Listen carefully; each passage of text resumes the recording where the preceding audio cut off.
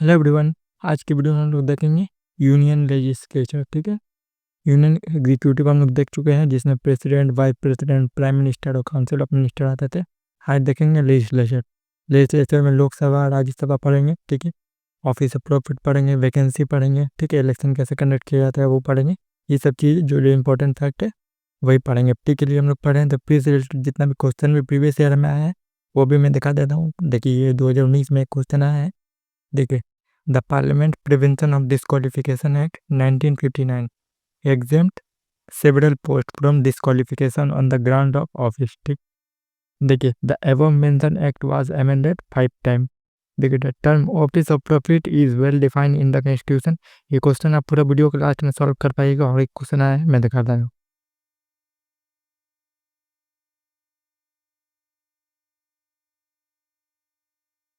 देखिए, ये वाला क्वेश्चन है 2012 में क्वेश्चन आया है। With reference to the delimitation commission consider the following statement. The order of delimitation commission cannot be challenged in any court of law. When the order of delimitation commission is laid before the Lok Sabha or state legislative assembly, they cannot effect any modification in order। ठीक है, ये दो question आए हैं previous year में। ये question आप solve कर पाइएगा पूरा वीडियो के एंड में। अच्छे से आप देखिएगा, आराम से क्वेश्चन सॉल्व करिएगा। ये दोनों क्वेश्चन बिल्कुल एकदम इजी क्वेश्चन में आता है। चलिए स्टार्ट करते हैं।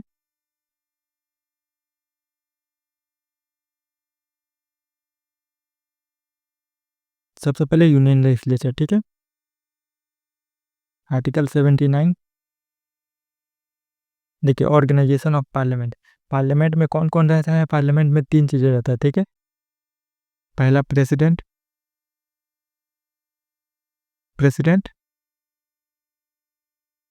लोकसभा, लोकसभा और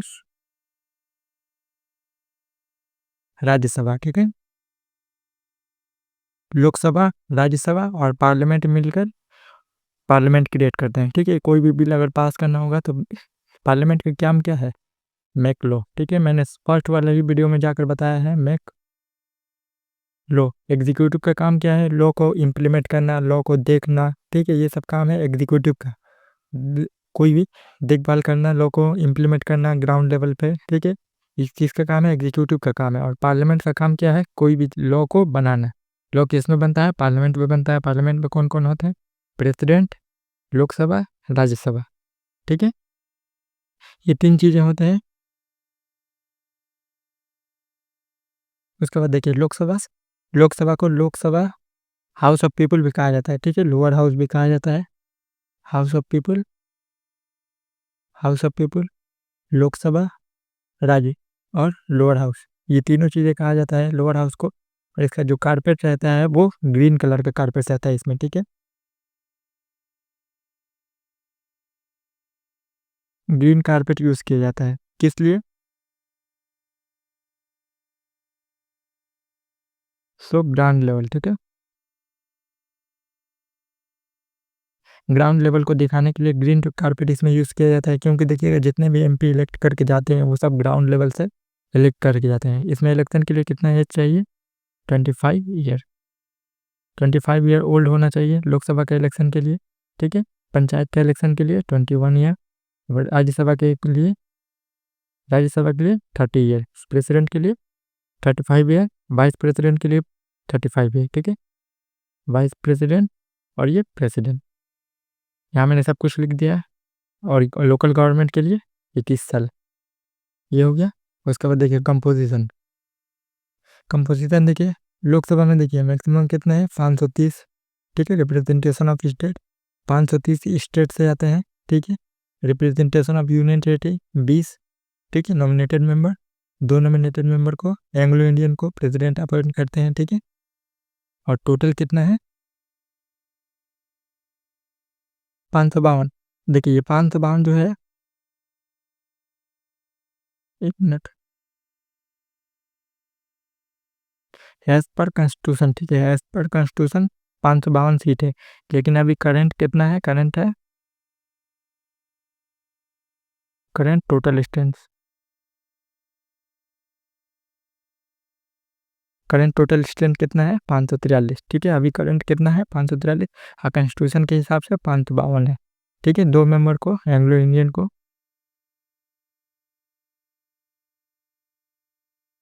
इंडियन को प्रेसिडेंट नॉमिनेट करते हैं, ठीक है।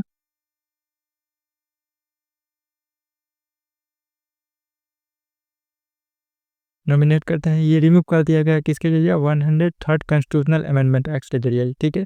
इसको रिमूव कर दिया गया है, रिमूव कर दिया गया है 103rd कॉन्स्टिट्यूशनल अमेंडमेंट के जरिए, ठीक है।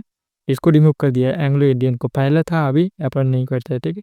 अभी कितना है 543 मेंबर है टोटल, ठीक है। जब मेजोरिटी देखेंगे तब ये मेंबर वाला चीज़ बहुत बड़ा आएगा।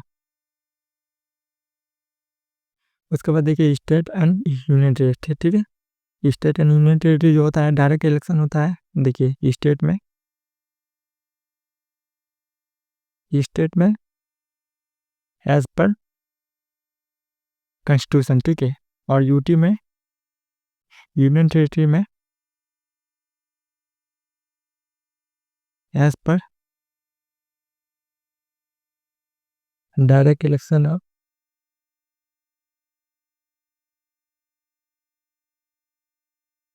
House of people act, house of people act 1965 के अकॉर्डिंग होता है, ठीक है। डायरेक्ट इलेक्शन होता है, लोकसभा का इलेक्शन जो होता है वो स्टेट में होता है कॉन्स्टिट्यूशन के अकॉर्डिंग, ठीक है। और यूनियन टेरिटरी में जो होता है वो एक लॉ के अकॉर्डिंग होता है। वो कौन सा लॉ है, as per the direct election of house of people act 1965 के अकॉर्डिंग। ये गलती मत कीजिएगा, क्योंकि देखिए स्टेट में जो होता है वो कॉन्स्टिट्यूशन के अकॉर्डिंग होता है, और यूनियन टेरिटरी में जो होता है वो एक लॉ के जरिए होता है। कौन सा law, direct election of house of people act 1965। कौन सा इलेक्शन कैसे होता है, फर्स्ट पास्ट द पोस्ट, ठीक है। First past the post system के जरिए होता है इलेक्शन, जो होता है first past the post system, ठीक है। जो जीते ज़्यादा वोट लाएगा वही जीतेगा, which ever is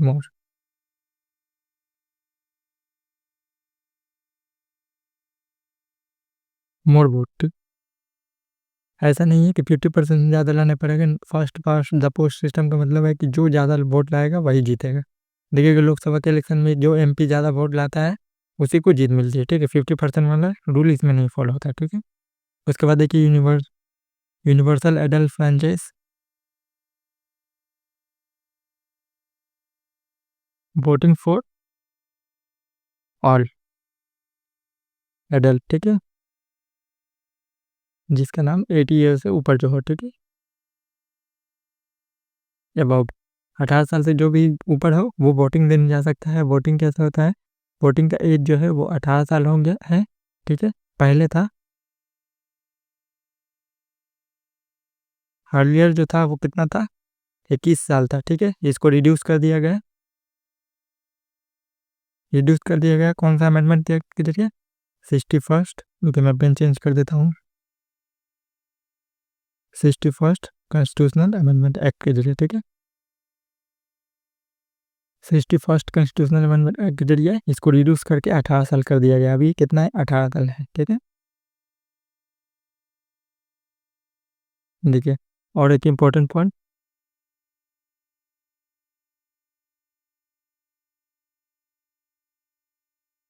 number of constituency in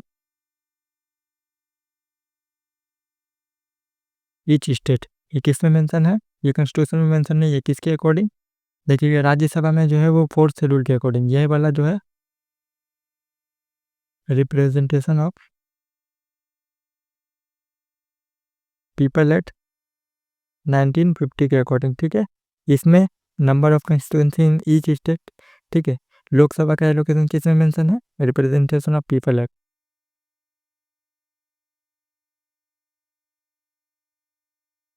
allocation of Lok Sabha और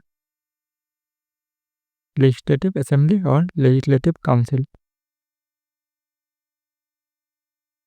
लेजिस्लेटिव असेंबली और काउंसिल, ठीक है। लोकसभा, लेजिस्लेटिव असेंबली और लेजिस्लेटिव काउंसिल का एलोकेशन किसमें मेंशन है, रिप्रेजेंटेशन ऑफ पीपल एक्ट 1950 में। ये गलती नहीं कीजिएगा, ठीक है। ये पेज मैंने जो लिख कर रखा है ये बहुत काम का पेज है। उसके बाद देखिए नॉमिनेटेड मेंबर, देखिए प्रेसिडेंट जो है 2 एंग्लो इंडियन कम्युनिटी को अपॉइंट करते हैं, ठीक है। Can nominate 2 Anglo Indian nominate करते थे अभी, लेकिन 103rd कॉन्स्टिट्यूशनल अमेंडमेंट एक्ट जो है के जरिए इसको रिमूव कर दिया गया है, ठीक है। देखिए, if the community is not adequately represent in the Lok Sabha, Anglo Indian कौन होते हैं जानते हैं? फॉरेन कंट्री के जो बंदे होते हैं उसी को एंग्लो इंडियन कहा जाता है। It was operationalised through various constitutional amendment act extended till 2020 by the 95 constitutional amendment act. 95 constitutional amendment act के जरिए 2020 तक इसका जो प्रेजेंट था अभी नहीं है, ठीक है। 103rd कॉन्स्टिट्यूशनल अमेंडमेंट एक्ट के जरिए इसको रिमूव कर दिया गया। ये हो गया। उसके बाद देखिए reservation of SC and ST, देखिए allocation of seat for SC and ST in the Lok Sabha are made on the basis of proportional of SC and ST in the state concerned to that the total population, ठीक है, total population के according.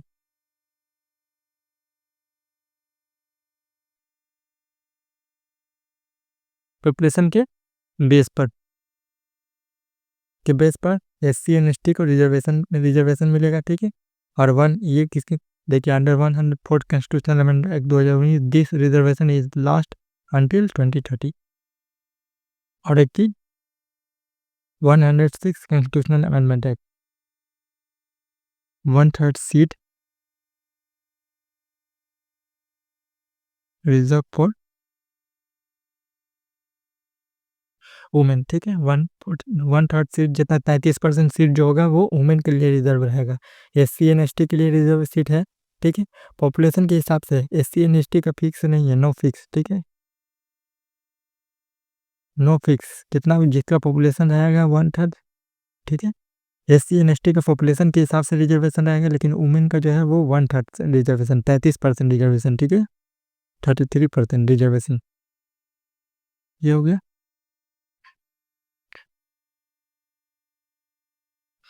उसके बाद देखिए nominated member हो गया।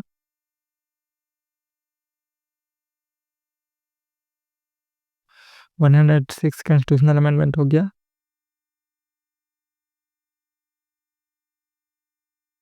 अब आते हैं काउंसिल ऑफ स्टेट, ठीक है। Council of state Rajya Sabha upper house, ठीक। इसमें देखिए रेड कारपेट होता है,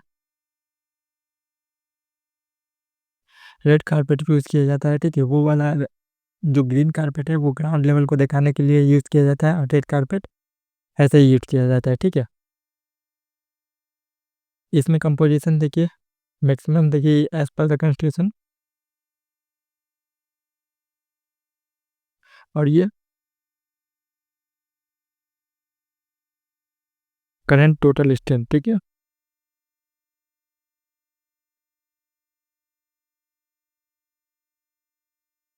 करंट टोटल स्ट्रेंथ अभी करंट का कितना है, 245 सीट है, ठीक है। 12 जो है वो नॉमिनेट करते हैं कॉन्स्टिट्यूशन के अकॉर्डिंग भी अभी भी, ठीक है। नॉमिनेटेड बाई, किसको नॉमिनेट करते हैं, सुपरमैन को। सुपरमैन कौन होता है, जितना आर्ट लिटरेचर सोशल सर्विस में जिसको पूरा ज्ञान है उसी को नॉमिनेट करते हैं, ठीक है। 12 मेंबर को नॉमिनेट करते हैं राज्यसभा में, और राज्यसभा का एलोकेशन किस में मेंशन है, 6 शेड्यूल में, ठीक है। स्टेट एंड यूनियन टेरिटरी, यहाँ पे इलेक्शन देखिए, यहाँ पे जो होता है लोकसभा का इलेक्शन डायरेक्ट होता है, लेकिन राज्यसभा का इलेक्शन जो होता है वो इनडायरेक्ट इलेक्शन होता है, ठीक है। Proportional representation bye means of single transferable vote, ठीक है। इनका डायरेक्ट इलेक्शन नहीं होता है, इनडायरेक्ट इलेक्शन होता है, ये बात याद करके रखिएगा। राज्यसभा का इलेक्शन जो होता है वो इनडायरेक्ट होता है, ठीक है, सिंगल ट्रांसफरेबल वोट की जगह है, सेम एज प्रेसिडेंट, ठीक है, सेम एज प्रेसिडेंट और वाइस प्रेसिडेंट। प्रेसिडेंट और वाइस प्रेसिडेंट का इलेक्शन जैसा होता है, राज्यसभा का इलेक्शन भी उससे ही तरह होता है, ठीक है। Member are elected by the elected member of state legislative assembly, ठीक है। इसमें किसको इलेक्ट किया जाता है, वहाँ पर देखिए लोकसभा में डायरेक्ट जो है ग्राउंड लेवल से आप जाइएगा तो लोकसभा में इलेक्ट हो पाइएगा, ठीक है। लेकिन राज्यसभा में किसको इलेक्ट किया जाता है, सिर्फ MLA को। MLA जो मेंबर ऑफ लेजिस्लेटिव असेंबली होते हैं उन्हीं को इलेक्ट किया जाता है, कितना रहता है, 1/3 MLA, 1/3, ठीक है, टोटल 33% MLA, ठीक है, 33% MLA को। उसके बाद देखिए 4th शेड्यूल में allocation of seat in the council of state, ठीक है, 4th शेड्यूल में कौन सी मेंशन है? 4th शेड्यूल में allocation of seat in council of state, ठीक है, राज्यसभा का एलोकेशन किसमें मेंशन है? 4th शेड्यूल में। और लोकसभा का, लेजिस्लेटिव असेंबली का, लेजिस्लेटिव काउंसिल का किसमें मेंशन है? RPA 1950 में।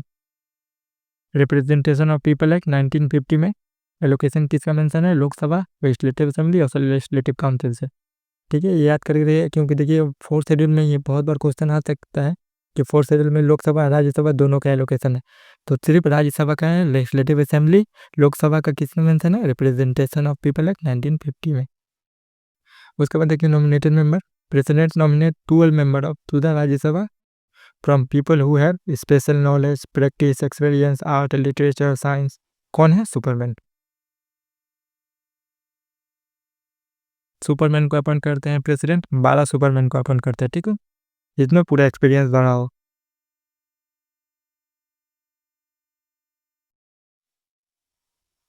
उसके बाद और एक चीज़ देखिए,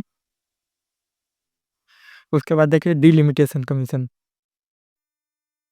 delimitation commission is the act of redrawing boundary of Lok Sabha and state legislative assembly to represent change in population, ठीक है, जब पॉपुलेशन चेंज होगा तो डिलिमिटेशन कमीशन बैठाया जाता है कि उसका जो बाउंड्री है, लोकसभा का बाउंड्री जो है उसका रिप्रेजेंट बढ़ाने के लिए, ठीक है, बढ़ाने या घटाने के लिए डिलिमिटेशन कमीशन, जिसको बाउंड्री कमीशन भी कहा जाता है, ठीक है, currently represent in the state of parliament is fix with respect to 1971 census, ठीक है,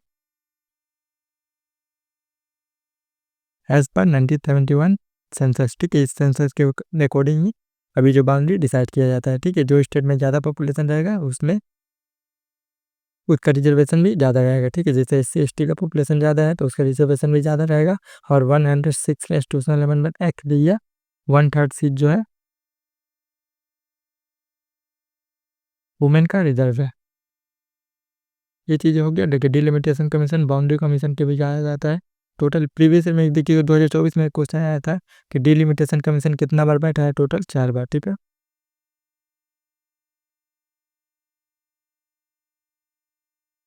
टोटल 4 टाइम, ठीक है, डिलिमिटेशन कितना बार हुआ है अभी तक? Total 4 time. ये प्रीवियस में क्वेश्चन आया, 2024 में क्वेश्चन आया।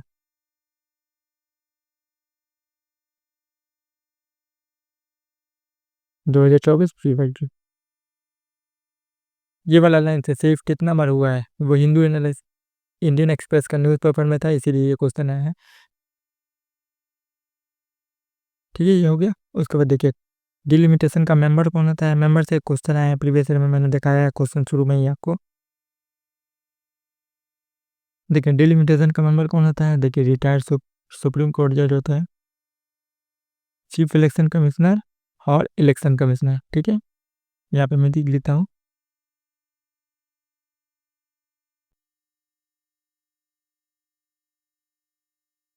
सुप्रीम कोर्ट जज,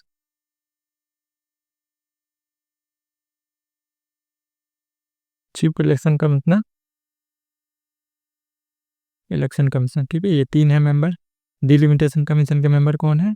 ये 3, सुप्रीम कोर्ट के जज, रिटायर्ड सुप्रीम कोर्ट के जज, चीफ इलेक्शन कमिश्नर और इलेक्शन कमीशन, ठीक है। डिलिमिटेशन कमीशन क्या है? It is an independent body, ठीक है, इंडिपेंडेंट बॉडी है, ठीक है, whose order can not be challenge in the any court of law, ठीक है, इसका ऑर्डर जो है कोई भी कोर्ट में चैलेंज नहीं किया जा सकता, ठीक है, ये ऑर्डर जो देगा वो ऑर्डर जो होगा फाइनल होगा, ठीक है,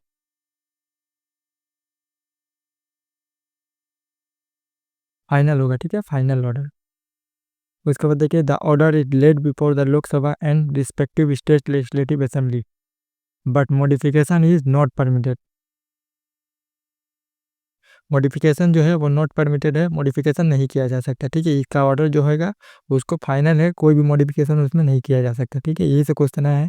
देखिए एक क्वेश्चन आया है यहाँ से कि डिलिमिटेशन कमीशन का मेंबर कौन है, एक क्वेश्चन आया है ये वाला स्टेटमेंट, यही तो स्टेटमेंट क्वेश्चन आया है, देखिए ये वाला क्वेश्चन है 2012 का। With reference to the delimitation commission consider the following statement, the order of delimitation commission can not be challenge and in court of law. ठीक है, स्टेटमेंट बिल्कुल सही है। सेकंड वाला स्टेटमेंट जो अभी बताया है, when the order of delimitation commission are laid before the Lok Sabha और legislative assembly can not be effect any modification in order. ठीक है, ये स्टेटमेंट भी थर्ड वाला। तो यहाँ पे करेक्ट स्टेटमेंट पूछा है तो बॉस 2012 का क्वेश्चन है और 2024 में क्वेश्चन आया है कि कितना बार हुआ है, टोटल 4 टाइम। देखिए, मेंबरशिप ऑफ पार्लियामेंट, पार्लियामेंट के मेंबर होने के लिए क्या होना चाहिए, सिटीजन ऑफ इंडियन होना चाहिए बाय एनी वे। ठीक है, एनी वे कोई भी वे हो सकता है, नेचुरलाइजेशन होता है, बाय बर्थ हो सकता है। ठीक है, बाय डिसेंट हो सकता है, एनीवे मैंने यहाँ पे लिख दिया है कि कोई भी ऐसा नहीं है कि देखिए यूएस के प्रेसिडेंट के लिए, यूएस के प्रेसिडेंट के लिए, यूएस प्रेसिडेंट के लिए देखिएगा नेचुरल बॉर्न सिटीजन होना चाहिए। ठीक है, बर्थ से जरिया होना चाहिए यूएस के प्रेसिडेंट के लिए। ठीक है, कि वहाँ का पैदा होना चाहिए। सब्सक्राइब एन ऑथ किसके जरिए ऑथ ले हैं, थर्ड शेड्यूल के जरिए।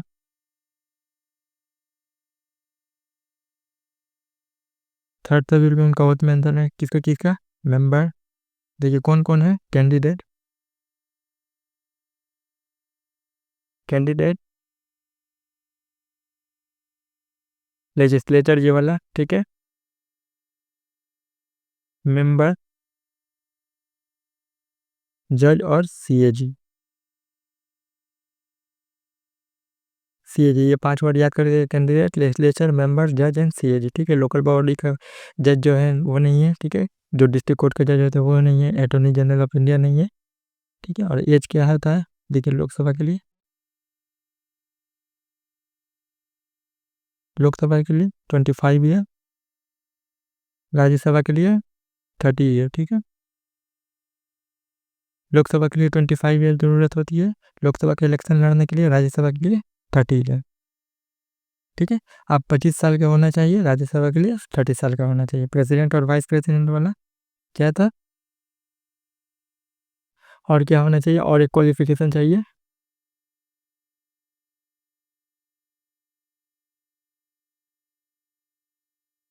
इलेक्टर ऑफ एनी पार्लियामेंट्री कंस्टिट्यूंसी। ठीक है, पार्लियामेंट्री कंस्टिट्यूंसी, कंस्टिट्यूंसी का कोई भी पार्लियामेंट्री कंस्टिट्यूंसी का मेंबर इलेक्टर होना चाहिए। ठीक है, मतलब वोटर लिस्ट में आपका नाम होना चाहिए।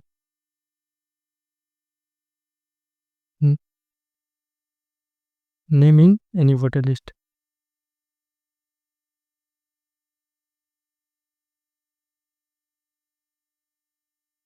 एनी वोटर लिस्ट, कोई भी वोटर लिस्ट में आपका नाम होना चाहिए, आप 18 साल से ऊपर हो, ऊपर के होंगे तभी वोटर लिस्ट में नाम आएगा। और 25 साल जरूरी है लोकसभा के इलेक्शन के लिए। और ये किसके लिए कम किया गया था, 21 साल से 18 साल किसके लिए कम किया गया था, 61st कॉन्स्टिट्यूशनल अमेंडमेंट एक्ट के जरिए। ठीक है, ये याद करके रखिए, मैं यहाँ पे मिटा देता हूँ, मतलब कंफ्यूजन हो रहा है। थोड़ा देर पहले ही मैंने लिखा है 61st कॉन्स्टिट्यूशनल अमेंडमेंट एक्ट, वो जाके एक बार देख लीजिएगा। ठीक है, ये हो गया।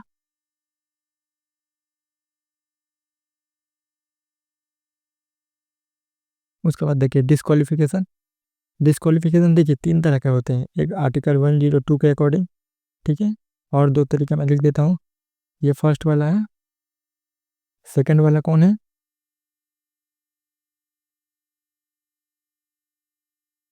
Anti defection law. ठीक है, एंटी डिफेक्शन लॉ। थर्ड वाला क्या है, आरबीए 1951 का सेक्शन। ठीक है, आरबीए 1951 का सेक्शन। ठीक है, डिस्क्वालिफिकेशन फॉर मेंबरशिप। ठीक, किसका डिस्क्वालिफिकेशन, मेंबर ऑफ पार्लियामेंट का डिस्क्वालिफिकेशन। आर्टिकल 102 के अकॉर्डिंग जितना भी डिस्क्वालिफिकेशन होगा वो हम लोग यहाँ पे देखेंगे, जब एंटी डिफेक्शन लॉ शेड्यूल पढ़ेंगे तब एंटी डिफेक्शन लॉ देखेंगे, रिप्रेजेंटेशन ऑफ पीपल है जब इलेक्शन पढ़ेंगे तब ये वाला देखेंगे। ठीक है, ऐसे ही करके पढ़ेंगे, क्योंकि एक एक टॉपिक पढ़ेंगे तो उतना बहुत टाइम लग जाएगा। ठीक है, सबसे पहले देखिए आर्टिकल 102 में क्या क्या मेंशन है, ऑफिस ऑफ प्रॉफिट। ठीक है, नॉट डिफाइनिंग कॉन्स्टिट्यूशन।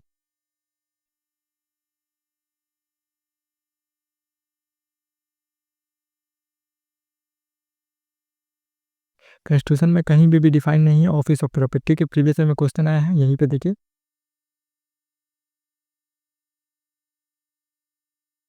ये वाला, यहाँ पे देखिए the term office of profit is well defined in the constitution. तो ऑफिस ऑफ प्रॉफिट कहीं पे भी डिफाइन नहीं किया गया। देखिए अनसाउंड माइंड मतलब पागल हो जाना, कोई पागल हो गया तो उसको भी डिस्क्वालीफाई कर दिया जाएगा। अनडिस्चार्ज एंड इंसॉल्वेंट, इंसॉल्वेंट का मतलब होता है बैंकरप्सी। ठीक है, बैंकरप्ट एग्जाम्पल के तौर पर विजय माल्या, नीरव मोदी, ये जो एग्जाम्पल है। ठीक है, बैंकरप्ट, इंसॉल्वेंट, बैंकरप्ट हो जाना। और उसके बाद देखिए नॉट ए सिटीजनशिप्स, एग्जाम्पल के तौर पर अक्षय कुमार, अक्षय कुमार। ठीक है, अक्षय कुमार जो है वो कनाडा का सिटीजनशिप ले चुके हैं, तो इंडिया के सिटीजन नहीं है, तो वो अगर मेंबर ऑफ पार्लियामेंट रहते हैं तो उनको डिस्क्वालीफाई कर दिया जाता है। ठीक है, ये चार ही याद करके रहिए। आर्टिकल 102 में ये चार ही वर्ड मेंशन है, ऑफिस ऑफ प्रॉफिट, पागल, अनसाउंड माइंड, इंसॉल्वेंट, बैंकरप्ट और नॉट ए सिटीजन। अब देखिए ऑफिस ऑफ प्रॉफिट देख लेते हैं। ऑफिस ऑफ प्रॉफिट देखिए, ऑफिस ऑफ प्रॉफिट का मतलब होता है कोई भी गवर्नमेंट का सर्विस। ठीक है, गवर्नमेंट सर्विस, गवर्नमेंट सर्विस क्या, मेक मनी। ठीक है, जो पैसा आता हो, जो देखिए position that bring the office holder same finance some financial gain. ठीक है, एडवांटेज और बेनिफिट। ठीक है, कोई भी गवर्नमेंट का पोजीशन जो आपको फाइनेंशियल गेन दे रहा हो, एडवांटेज दे रहा हो, पैसा कमा रहे हैं आप। ठीक है, आर्टिकल 102 में ये जो है एमपी का मेंशन है, और आर्टिकल 191 में एमएलए का मेंशन है। ठीक है, state that an MP, MLA and MLC is bare from the holding any office of profit under the central और स्टेट गवर्नमेंट। ठीक है, सेंट्रल और स्टेट गवर्नमेंट, सेंट्रल और स्टेट गवर्नमेंट के अंडर अगर कोई भी गवर्नमेंट सर्विस में है, गवर्नमेंट सर्विस में है तो आपको डिस्क्वालीफाई कर दिया जाएगा। ठीक है, लेकिन ये जो ऑफिस ऑफ प्रॉफिट है ये कुछ पोस्ट के लिए जो है एक्सेप्ट देता है। कुछ पोस्ट में आप हैं तो ऑफिस ऑफ प्रॉफिट में रह सकते हैं। रीजन देखिए क्यों रीजन ऑफिस ऑफ प्रॉफिट लाया गया, removing conflict between duty and interest of an elected member. Conflict को घटाने के लिए देखिए test of office of profit, देखिए whether the government make appointment. ठीक है, गवर्नमेंट के लिए अपॉइंट किया गया हो, कोई सर्विस में हो या कुछ भी, whether the government has the right to remove और dismiss holder of the office. ठीक है, whether the government pay for remuneration, remuneration government pay कर रहा है तो वो भी ऑफिस ऑफ प्रॉफिट में आएगा। ठीक है, whether the function are carried out for the government, government के लिए काम कर रहे हैं वो। Whether the government has control over the duty and function of the holder. ठीक है, गवर्नमेंट कंट्रोल कर रहे हैं ड्यूटी और फंक्शन को। समझ लीजिए कोई भी गवर्नमेंट सर्विस। ठीक है, देखिए parliament prevention of disqualification act 1959, ये सेवरल पोस्ट को जो है वो छूट देता है कि ये पोस्ट में आप हैं तो उसको आपको डिस्क्वालीफाई नहीं किया जा सकता। ठीक है, देखिए it declare that certain post, certain office, certain office of profit under the government shall not disqualify, यहाँ पर देखिए shall not disqualify the holder thereof for being chosen as the और for being a member of the parliament. ठीक है, कुछ member हैं उनको छूट दिया जा सकता। कौन कौन मेंबर हैं, national commission for ST, SC, ST, women. ठीक है, ये सब पोस्ट जो है national commission for ST, SC, women, ये सब पोस्ट को एग्जाम किया जाता है। ठीक है, ये सब पोस्ट में आप रहकर आप मेंबर ऑफ पार्लियामेंट बन सकते हैं। ठीक है, उसके बाद देखिए the section has section 3 time of the act, example minister, Lok Sabha. ठीक है, the act has so far amended 5 time, ये एक जो है वो 5 टाइम अमेंड हुआ है अभी तक। ये स्टेटमेंट देखिए यूपीएससी के प्री में क्वेश्चन है, ये अगर फैक्ट आपको याद नहीं भी रहता ना तब भी वो क्वेश्चन आपको सॉल्व हो जाएगा। देखिए यहाँ पे क्वेश्चन आया है 2019 में, क्वेश्चन है देखिए कंसिडर द फॉलोइंग स्टेटमेंट। देखिए parliament prevention of disqualification act 1959 exempt several post from disqualification on the ground of office of profit. ठीक है, ये कुछ पोस्ट को छूट देता है कि आप ऑफिस में रहकर भी मेंबर ऑफ पार्लियामेंट बन सकते हैं। देखिए the above mention act was amended 510, ये भी मैंने कहा है, ये भी सही है। लेकिन ये अगर सही नहीं भी है, अगर पता भी नहीं आपको, तब भी एलिमिनेट करके क्वेश्चन कर जाएगा। देखिए देखिए कैसे निकलेगा। The term office of profit is well define in the constitution, कहीं पे भी डिफाइन है ऑफिस ऑफ प्रॉफिट, मैंने शुरू में ही कहा ये गलत है। तो देखिए इसके आधार पे ये गलत हो गया, ये गलत हो गया, ये गलत हो गया, तो ये वाला स्टेटमेंट ऐसे ही सही हो गया। ठीक है, कल इसमें कुछ है 2019 का क्वेश्चन है। ठीक है, हो गया। देखिए decision of the question as disqualification of the member कौन डिसाइड करेगा। देखिए if any question arises as to whether a member of either house of parliament has become subject to any of the disqualification, the question shall be refer for the decision of the president। ठीक है, and his decision shall be final। ठीक है, इसका decision कौन decide करेगा।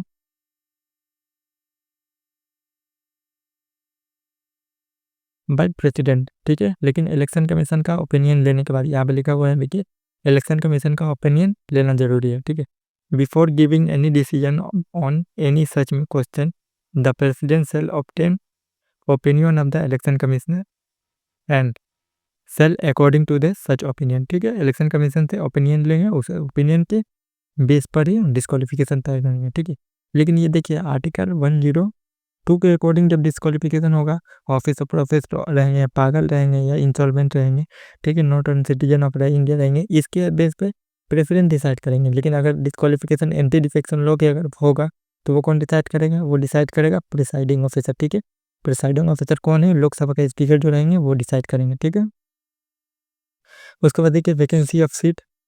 Vacancy of seat कैसे होता है। देखिए पार्लियामेंट में कुछ चीज़ें हैं, कुछ चीज़ आप करिएगा तो आपका सीट जो है वैकेंट हो जाएगा, मतलब आप रिजाइन करना पड़ेगा आपको। ठीक है, हटा दिया जाएगा। देखिए if a person is elected to both houses of parliament, ठीक है, दोनों हाउस से अगर इलेक्ट हो गया, he must intimate within 10 day. Intimate मतलब होता है कि बोलना। ठीक है, इंटीमेट करना होता है बोलना, या फिर आपको आपको इलेक्शन कमिश्नर के पास कहना पड़ेगा, इलेक्शन कमीशन ऑफ इंडिया। ठीक है, इलेक्शन कमीशन ऑफ इंडिया के पास आपको बोलना होगा कि 10 दिन के अंदर कि आप कौन सा पोस्ट लेना चाहेंगे, which house he desire to serve. ठीक है, कौन सा हाउस में रहना चाहते हैं। In default of such intimation, ठीक है, his seat in the Rajya Sabha become vacant. ठीक है, अगर दोनों हाउस से इलेक्ट कर रहे हैं, देखिए बोथ हाउस हाउस सेलेक्ट कर रहे हैं, ठीक है, आपको कौन सा हाउस चुनना है वो डिसाइड करना पड़ेगा, नहीं तो राज्यसभा वाला सीट कैंसिल हो जाएगा, लोकसभा वाला रहेगा। ठीक है, अगर बोथ हाउस से इलेक्ट हो रहे हैं, तो आपका जो है राज्यसभा का वाला सीट जो है खाली हो जाएगा, अगर 10 दिन के सामने आप नहीं चूज किए आपने कि कौन सा सीट आपको चाहिए। ठीक है, if A sitting member of the one house, ठीक है, आप पहले से ही लोकसभा में है और दूसरा seat house is also elected to the either other house, his seat in the first house become valid. आप जैसे लोकसभा में है, ठीक है, आप राज्यसभा का सीट जीत गए, ठीक है, तो आपका पहला वाला सीट जो है वो वैकेंट हो जाएगा। ठीक है, खाली हो जाएगा, आप राज्यसभा के नए मेंबर बन जाएंगे। ठीक है, अगर लोकसभा से या फिर से लोकसभा में ही जीत रहे हैं तो पहला वाला सीट खाली रहेगा, दूसरा वाला लोकसभा में चुना जाएगा। ठीक है, ये हो गया। उसके बाद देखिए और एक चीज, if a person is elected 2 seat in a house, ठीक है, लोकसभा में 2 सीट आप जीत गए, तो देखिए he should exercise his option for one, otherwise both seat in the, आपको चूज करना पड़ेगा, चूज वन, अदरवाइज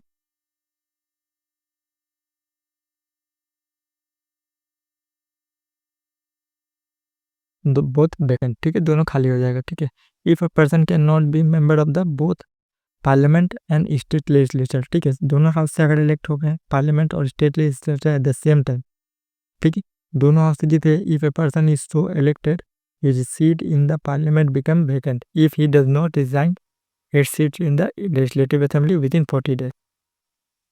एक पर्सन है जो लोकसभा और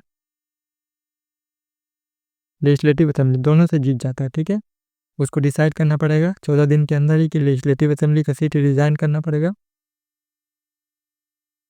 नहीं तो उनका, देखिए replace so elected his seat in the parliament became vacant, और लोकसभा वाला सीट जो है वो उनका खा दिया जाएगा, ठीक है, वैकेंट करना पड़ेगा अगर वो 14 दिन का लेजिस्लेटिव असेंबली का सीट अगर रिजाइन नहीं करते हैं, ठीक है। और एक चीज़ देखिए, if the legislature is absent, ठीक है, अगर 60 दिन के अंदर तक 60 दिन तक लास्ट पार्लियामेंट सिटिंग बैठता है, पर 60 दिन तक अगर कोई अटेंड नहीं करता है तो without its permission he may be disqualified, ठीक है। 7 दिन तक अगर कोई मेंबर पार्लियामेंट में अटेंड नहीं करता है मीटिंग तो उसको डिस्क्वालीफाई कर दिया जाएगा, ठीक है। उसके बाद देखिए सेशन ऑफ पार्लियामेंट, ये सब मैंने पहले ही आपको बता दिया है। 3 सेशन होता है। President shall one time to time summon, summon मतलब होता है session start,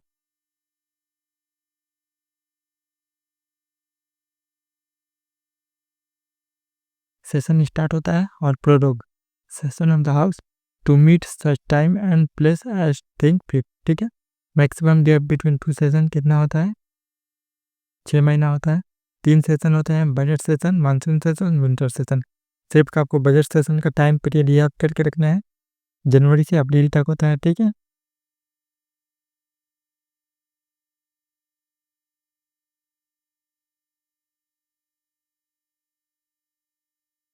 first working day of February, ठीक है, बजट प्रेजेंट किया जाता है।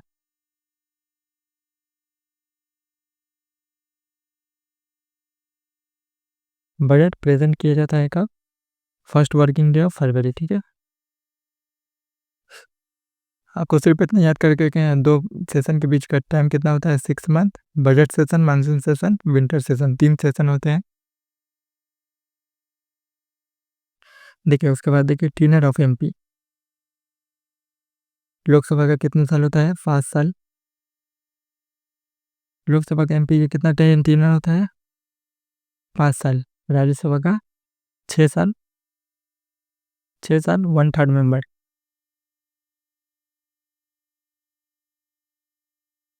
Every second, 1/3 member retire every second year, ठीक है। 33% मेंबर जो है हर 2 साल में रिटायर होंगे, ठीक है, रिटायर होंगे। तो उस राज्यसभा का मेंबर फिर टीनर कितना हो गया? 6 साल। लोकसभा जो है ये जो है परमानेंट हाउस है, ठीक है।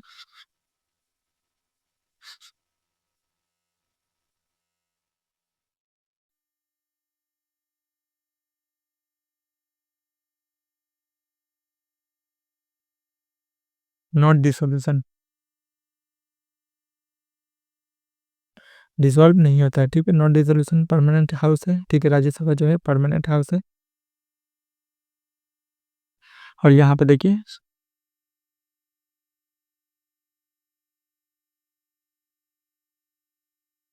टीनर ऑफ लोकसभा, ठीक। लोकसभा के टीनर पर डिपेंड करता है, अगर लोकसभा देखिए 5 साल से पहले डिसॉल्व हो जाएगा तो एमपी भी सबको रिजाइन करना पड़ेगा, ठीक है। और 21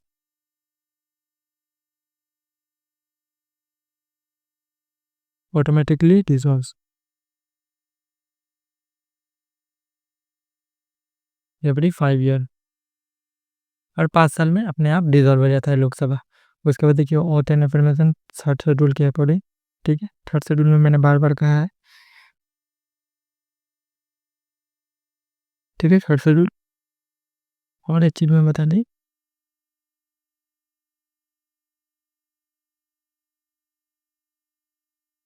2020 से 24, ठीक है। यहाँ पे 22 पकड़ लीजिए, ठीक है, 22 से 27। अगर लोकसभा का 19 से अगर देखिए 22 तक चला डिसॉल्व हुआ तो यहाँ पे नया इलेक्शन होगा। नया इलेक्शन के बाद जो टीनर होगा वो नया इलेक्शन के बाद 22 से 27 साल तक चलेगा, ठीक है। नया इलेक्शन जो होता है, लेकिन लोकल गवर्नमेंट में जब पढ़ूंगा पढ़ाएंगे तो देखिएगा वो लोकल गवर्नमेंट में जब नया इलेक्शन होता है ना तो वो रिमाइंडर पीरियड यहाँ तक ही चलता है। उसके बाद लोकल गवर्नमेंट को फिर से इलेक्शन कंडक्ट कराना पड़ेगा, ठीक। ये चीज़ आपको याद करके रखना है।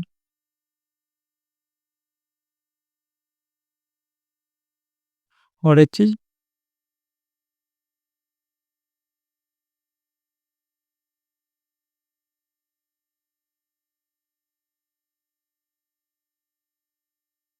Reasonable for any number of time, ठीक है। कोई भी टाइम स्पेसिफिक नहीं है कि इतने साल तक आप इतना बार ही आप इलेक्शन लड़ सकते हैं, इतना बार ही ये वो। तो एनी नंबर ऑफ टाइम, ठीक है, जितना बार भी आप मन करें, 10 साल, 10 बार, 20 बार आप इलेक्शन लड़ सकते हैं, ठीक है, लोकसभा का, राज्यसभा का। देखिए, salary and allowances and pension of the member of parliament act 1954 के according parliament by law.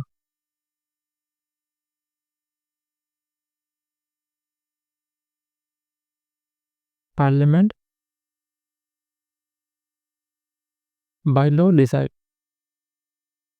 Parliament by law decide करेगा। तो पार्लियामेंट ने एक एक्ट पास किया, salary and allowances and pension of member of parliament act 1954, ठीक है, act के according पैसा मिलता है, ठीक है। ये कौन सा आर्टिकल मेंशन है? 106 मेंशन, ठीक है।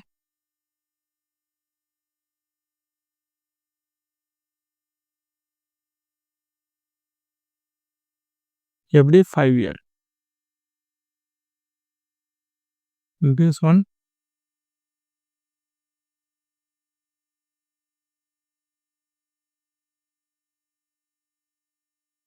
बेस्ड ऑन कॉस्ट पुस्ट इन्फ्लेशन, ठीक है, इन्फ्लेशन के बेस्ड में हर 5 साल तक रिवाइज किया जाता है, ठीक है, कि उनको पार्लियामेंट के मेंबर को। अगले वीडियो में हम लोग प्रिसाइडिंग ऑफिसर देखेंगे, लोकसभा का स्पीकर, राज्यसभा का चेयरमैन को, ठीक है। आज के वीडियो में यही था। अगले वीडियो में लोकसभा का स्पीकर, राज्यसभा का चेयरमैन को देखें। पॉलिटिक्स हर साल देखिए 15 से 20 क्वेश्चन आते हैं, कभी 5 तक क्वेश्चन भी आता है, कभी 25 क्वेश्चन भी आता है। ये ईयर पे बेस पर डिपेंड करता रहता है, लेकिन इजी क्वेश्चन में देखिए सबसे ज़्यादा सॉल्वेबल क्वेश्चन रहता है। सॉल्वेबल क्वेश्चन जो होता है वो पॉलिटी का ही होता है, ठीक है, पॉलिटी का ही होता है। मैंने क्वेश्चन दिखाया है, जो भी पढ़ा रहा हूँ उसी के अंदर से क्वेश्चन सॉल्व हो जाना है, ठीक है। तो पॉलिटी को आप मत छोड़िए, क्योंकि पॉलिटी ही बेस है। पॉलिटी आप छोड़ दीजिएगा, पे क्लियर नहीं होगा। अगले वीडियो में मिलते हैं, थैंक यू।